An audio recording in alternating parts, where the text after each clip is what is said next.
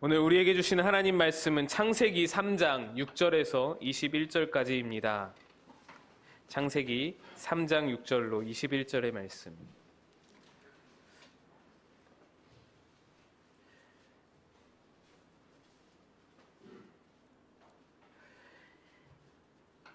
창세기 3장 6절에서 21절까지 우리 한 절씩 한 절씩 교독하시겠습니다. 여자가 그 나무를 본즉 먹음직도 하고 보암직도 하고 지혜롭게 할 만큼 탐스럽기도 한 나무인지라. 여자가 그 열매를 따먹고 자기와 함께 있는 남편에게도 주매 그도 먹은지라.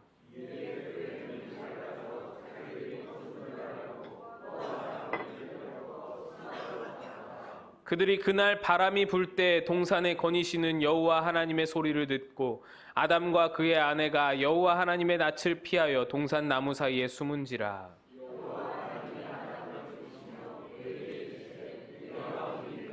이르되 내가 동산에서 하나님의 소리를 듣고 내가 벗었으므로 두려워하여 숨었나이다.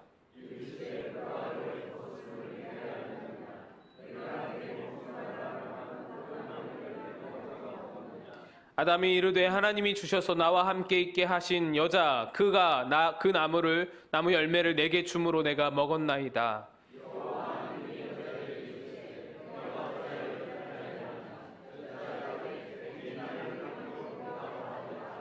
여호와 하나님이 뱀에게 이르시되 내가 이렇게 하였으니 내가 모든 가축과 들의 모든 짐승보다 더욱 저주를 받아 배로 다니고 살아있는 동안 흙을 먹을지니라.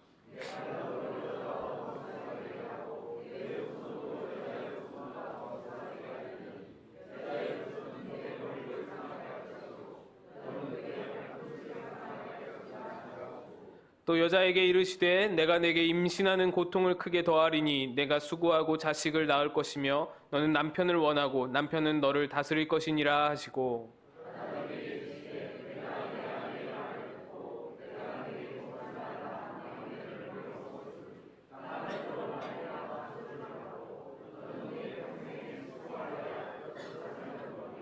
땅이 내게 가시덤불과 엉겅퀴를 낼 것이라. 내가 먹을 것은 밭의 채소인즉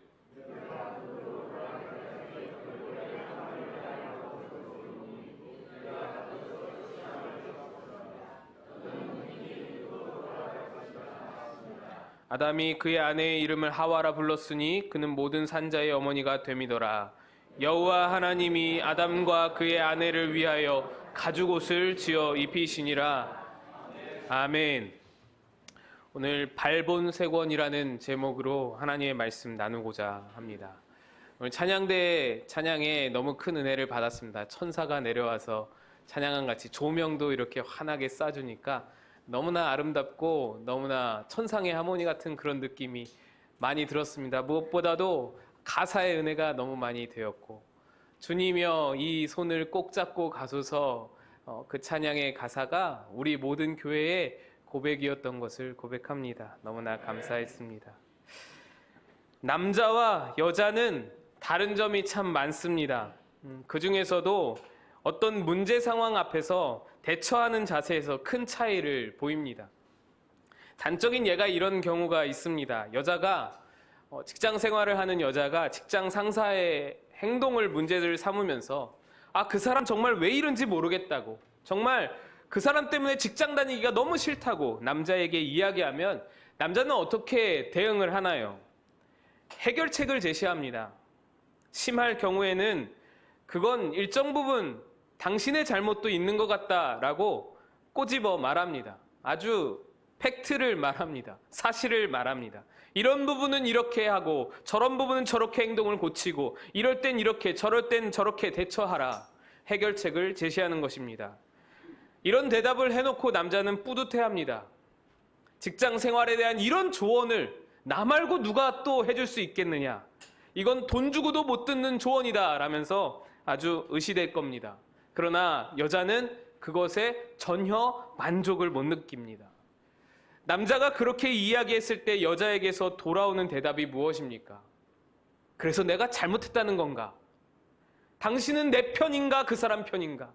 이것을 따지게 되는 것이죠. 이러면서 싸움이 시작이 됩니다. 여자들이 원하는 것은 무엇인가요?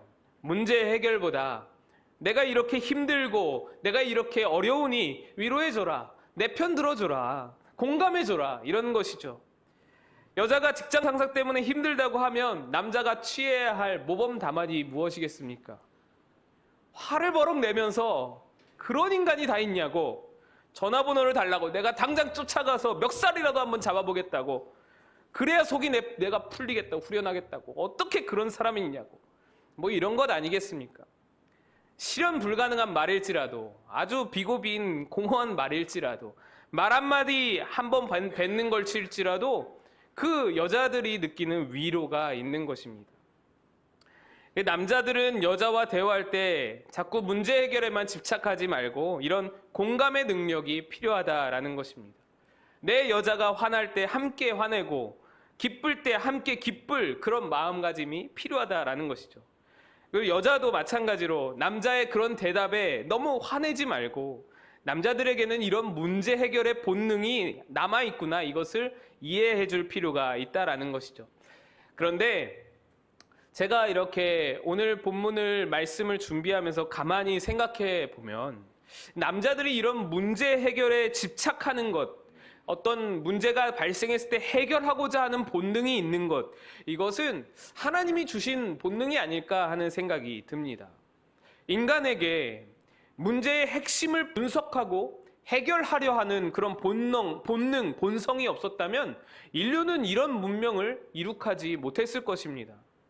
인류가 도구를 쓰기 시작했던 것, 문제를 어떻게 하면 수월하게, 원만하게 해결할까 고민하다 보니 도구를 사용하게 되었죠. 다 이런 본성에서 기인한 것입니다. 수많은 발명가들의 발명도 근원적인 문제 해결을 고민하다가 이러는 경우가 많은 것이죠. 그런데 여러분, 우리 앞에 놓여진 수많은 문제들, 이런 문제들을 해결하기 위해서는 단순히 우리의 고민으로 그냥 핵심만, 그냥 해결책만 제시할 것이 아니라 문제의 핵심을 들여다볼 수 있어야 됩니다. 아주 근원적인 원인을 찾아내서 그것을 뿌리 뽑아내야 합니다. 그것이 바로 사자성어로 발본색원이지요. 뺄, 발, 근본, 본, 막을, 색, 근원, 원입니다. 근본적인 문제를 뿌리 뽑아서 문제의 원인을 찾아 막아낸다라는 의미입니다. 이래야 진정한 문제 해결이 이루어지는 것입니다. 발본색원과 반대되는 말이 있습니다. 임시방편이라든지 하석상대라든지 아랫돌 빼어서 윗골 괴기, 또 윗돌 괴기, 또 엄발의 오줌 누기, 이런 것들이 있지 않습니까? 문제를 잠깐 동안 아주 임시적으로 해결할 것 같지만 문제의 원인은 그대로 있는, 그런 문제의 원인이 계속 있어서 계속해서 문제가 반복될 수밖에 없는 그런 상황이 바로 임시방편 같은 말이지요. 제가 교육전도사 때 천호동에서 살았는데 이런 말씀 여러분께 드리기 좀 죄송하지만 전셋집이 4천만 원짜리 전셋집이었습니다. 그것도 굉장히 그 집에서 싸게 내놓으신 거였는데 참 오래된 그런 방 하나짜리 딸린 그런 아주 작은 집이었습니다. 아내랑 저랑 큰아들이랑 세 식구가 살았는데 전세 4천이니 환경이 좋을 수가 없죠. 그래도 저는 사역자로 부름받았으니까 환경이 어려워도 부름받아 나서니 찬양을 부르면서 그래, 사역자는 원래 이렇게 사는 거야, 그런 생각으로 살았습니다. 그러다가 여름이 되었는데 더위도 엄청 덥고, 그런데 웬 날파리가 그렇게 들끓은 거예요. 하루에도 막 수십 마리를 날파리를 잡게 되는 거예요. 그런데 뭘 모르니까 이 집이 오래돼서 그런가 보다, 원래 이런 주택은 원래 이렇게 날파리가 들끓나 보다, 그렇게 생각을 하면서 이 날파리 잡으면서 부름받아 나선 이 몸 생각하면서 그냥 그렇게 교육자로는 원래 그렇게 사나 보다 하면서 참으면서 날파리를 잡는 거예요. 그런데 하루는 주방에서 이렇게 있는데 서랍장 틈새에서 날파리가 몇 마리가 막 틈새를 비집고 이렇게 나오는 거예요. 그래서 그 서랍장을 확 열어봤더니 죄송합니다, 구더기가 뜨글뜨글 거리는 거예요. 저는요, 군대 생활 이후로 그렇게 구더기가 많은 걸 처음 봤어요. 세상에. 알고 보니 우리가 생면을 냉장 보관해야 하는데 겉면이랑 똑같이 생각하고 그냥 서랍장에 넣은 거예요. 그래서 제가 마스크 끼고 고무장갑 끼고 그걸 다 드러냈습니다. 그것도 모르고 저희는 날파리 잡으면서 부름받아 나선이 몸 교역자는 이렇게 살아야지 뭐 이러고 있었던 거죠. 여러분, 핵심 문제의 해결이 이렇게 중요합니다. 그래서 발본색원이라는 단어도 기업이나 정부나 할 것 없이 굉장히 자주 사용하게 되는 것이죠.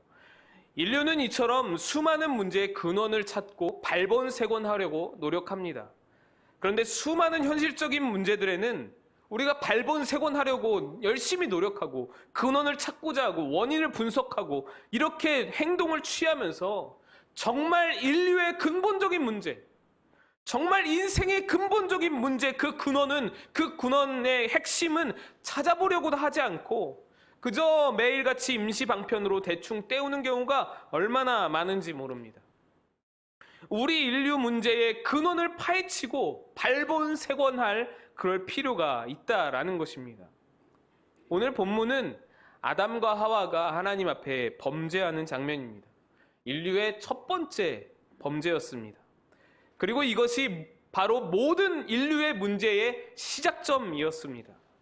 문제의 시작은 바로 하나님과 관계가 깨어지는 데에 있었습니다.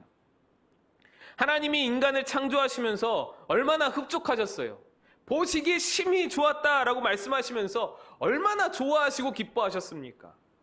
그런데 하와가 뱀의 유혹에 넘어가면서 하나님께서 금하셨던 그 선악과를 따먹으면서 하나님과 인간의 관계가 깨어져 버렸습니다. 하나님과 함께 거닐면서 하나님과 기뻐하고 하나님과 끊임없이 대화하던 그 인간이 이 관계가 깨어지면서 하나님이 두려워졌어요. 하나님이 무서운 분이 되었습니다. 그래서 하나님의 낯을 피해서 숨기까지 했습니다. 하나님이 무서운 거예요. 하나님의 기쁨이었는데, 하나님의 자녀였는데, 하나님의 유일한 그 생기를 불어넣은 그런 피조물이었는데 이제 하나님이 두려운 거예요. 그런데 여러분, 하나님과의 관계가 깨어짐이 그냥 하나님이 두렵고 하나님이 무섭고 이 정도로 끝나는 것이 아니었습니다. 하나님과 깨어진 관계는 연쇄적으로 다른 문제를 막 일으키게 된 것입니다. 이것이 바로 우리 인류의 문제의 핵심입니다. 문제의 근원인 것입니다. 하나님께서는 인간을 창조하시면서 인격적인 교제를 원하셨어요. 관계 맺기를 원하셨습니다.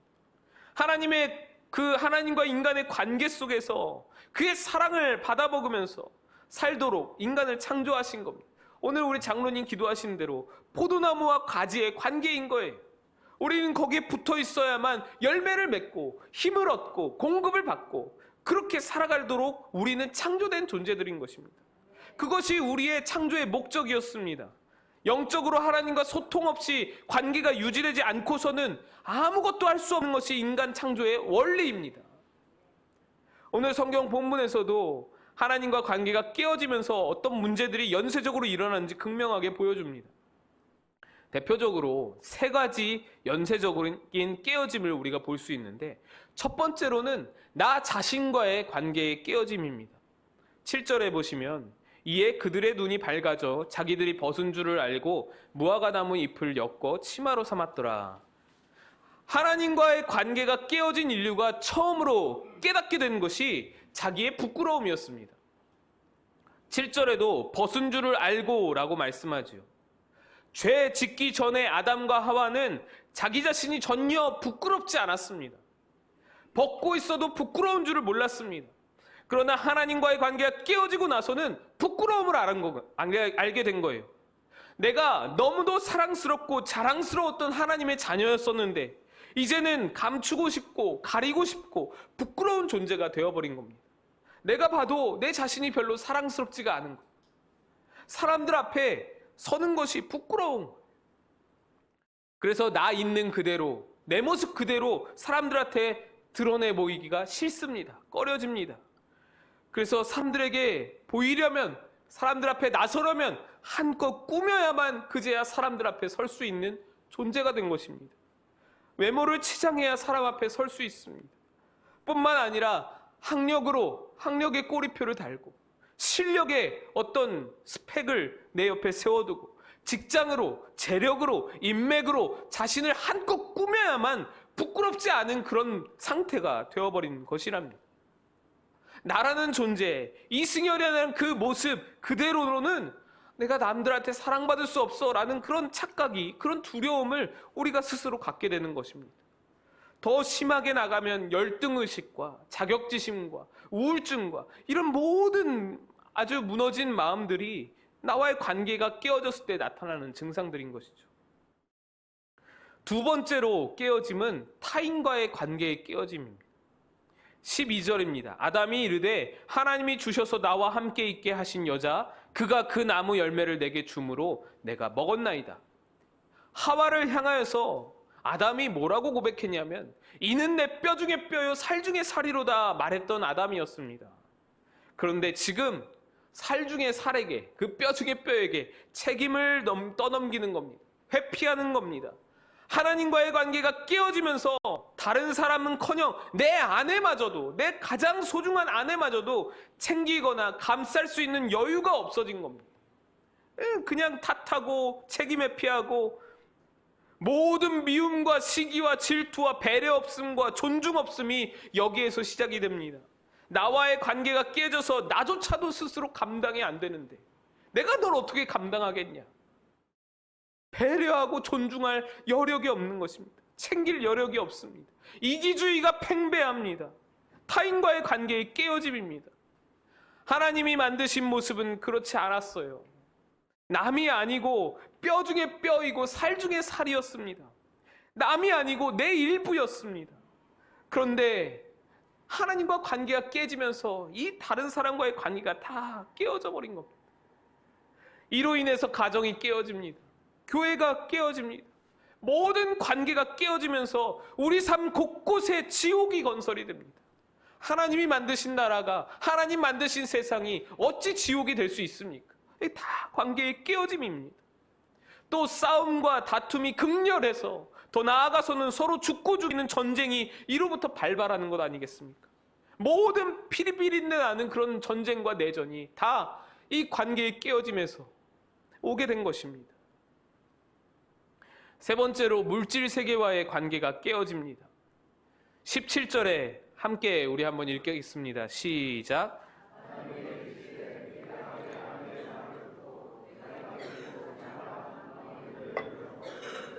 땅은 너로 말미암아 저주를 받고 너는 내 평생에 수고하여야 그 소단을 먹으리라. 하나님과의 관계 안에 있던 아담과 하와는 그냥 하루하루 하나님의 복으로 살아갈 수 있었던 삶이었습니다. 하나님께서 채워주시는 삶, 하나님께서 이끌어주시는 삶, 일용할 양식을 매일마다 공급해주시는, 부족한 것 없이 채워주시는 삶이었습니다. 그러나 하나님과의 관계가 깨어지면서 물질 세계와도 이 세상 환경과도 관계가 깨어져 버려서 이제는 악착같이 노력해야만 겨우 양식을 얻을 수 있게 되었습니다.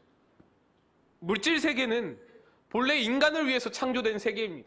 하나님의 지으신 목적이 그렇습니다. 이 모든 물질 세계가 인간을 위한 피조물이에요. 그래서 자연이 인간을 위해서 열매를 맺는 것이고 인간이 살아가는데 모든 것을 자연이 다 채워주고 풍족하게 채워주고 남음이 있는 그런 자연입니다. 그런 물질 세계입니다. 하나님 안에 있으면 저절로 물질이 따라오는 삶입니다. 하나님 안에 있으면 물질은 저절로 따라오는 삶이에요. 저절로 채워지는 삶인 것입니다. 풍성하게 채워주심의 은혜를 날마다 경험하게 되는 것입니다. 그런데 하나님과의 관계가 깨어지면서 이것을 잃어버린 겁니다. 그래서 우리가 살아가는 삶을 보세요. 여러분, 죽도록 일하고 놀지도 않고 얼마나 열심히 일하다가 노년에는 암에 걸리고 너무나도 힘들고 연약하고 무너지고 가정이 파괴되고.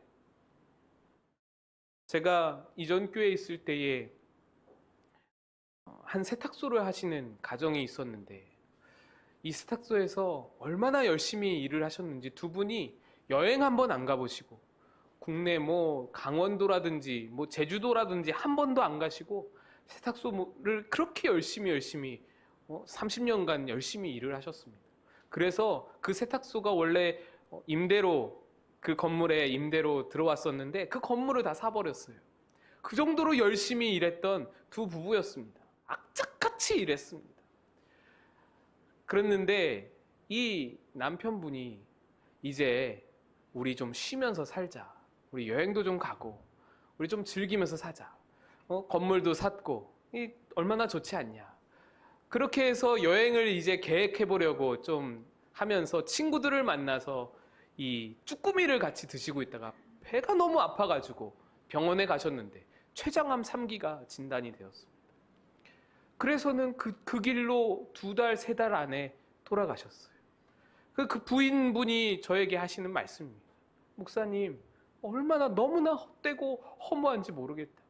이 건물이 다 뭐냐고. 한 번 제대로 놀아보지도 못하고 이렇게 그냥 열심히 일만 하다가 그냥 갔다고.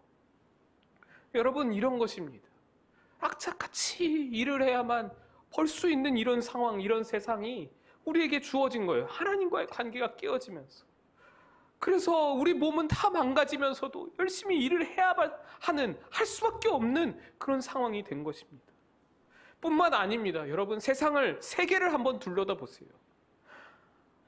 한쪽에서는 음식 쓰레기가 막 넘쳐나고 있는데 한쪽에서는 막 아이들이 아사하고 굶어 죽어가고 있습니다. 기근 때문에 막 힘들어하고 있습니다. 한쪽에서는 매일매일 샤워하는데 다른 한쪽에서는 마실 물이 없어서 땅에 고여있는 썩은 물 마시고는 죽어버립니다. 이게 아프리카의 현실입니다. 여러분, 이것이 깨어짐입니다. 하나님의 창조 원리가 어떻게 이럴 수가 있나요? 하나님이 창조하신 세상인데 어떻게 이런 극과 극이 있을 수 있나요? 이거는 있을 수 없는 일이거든요.